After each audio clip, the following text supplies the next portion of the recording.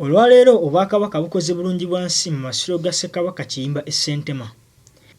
Era nga wano Oweekitiibwa Hajjati Mariam Mayanja wasinzidde n'akubiriza abantu bonna okulaba nga beenyigira mu nteekateeka eno tusobole okutwala Obwakabaka mu maaso.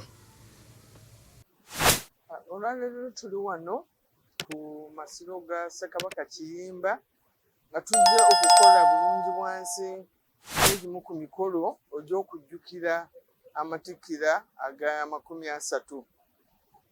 Ebifo ebifaanagana bwe biti bya nkizo nnyo mu Bwakabaka nga kitukakatako okulaba nga tusigala nga tubirabirira nga tubikuuma nga bibeere mu mbeera ebisaanidde eweesa ekitiibwa.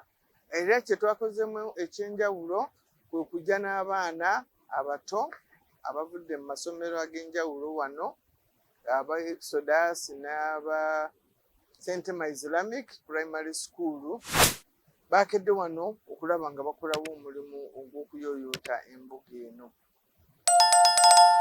Kino twagadde okiteeka mu baana okwongera okuwanukula omulanga gwa Ssabasajja Kabaka bwe yatugamba nti bulungi bwansi y'enkulaakulana mu Bwakabaka.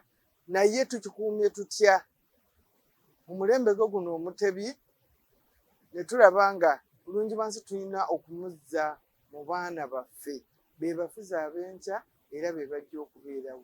Bongere omutegeera bongere okumanya nti bulungi bwansi atandikira ku bo nga beeyunja balabike bulungi. Ensi erabika obulungi etandikira ku ggwe omuntu. Era abaana abo basomye omusomo wano omutono omumpimpi ku mbeera ki gye bayinza okukolamu bulungi bwansi nga batandikira mu maka gye bawangaalira ne ku masomero gye bali. Twebaza abantu abagezezzaako okukuuma ebifo bino eby'ennono kubanga bingi bityoboddwa nnyo. Endooliito tusiiba tuzifuna mu maofiisi gaffe ag'ettaka eririko embuga ezifaanagana bwe riti. Era ne wano ntegezeddwa nti ettaka kumpi lyonna balimalawo dda naye wakyaliwo erisigaddewo. Noolwekyo tukubiriza abalabirira ebifo bino okulaba nti basimbeko emiti era n'okulyetoolooza emiti eri ebifo ebyo ebitannaba kuba nti bitundibwa oba bitwalibwa abantu abo bannakigwanyizi. Tuyozaayoza Ssaabasajja Kabaka okutuuka ku myaka gino 30 ng'atudde ku Nnamulondo alamula Obuganda n'ebirungi enfuufuulu byatukoledde byatukozeemu. Tusaba Mukama amwongere obulamu obuwangazi obulungi asobole okutukulembera ate atwongere n'amagezi amalala tutuuse Buganda ku ntikko. Ssaabasajja Kabaka awangaale.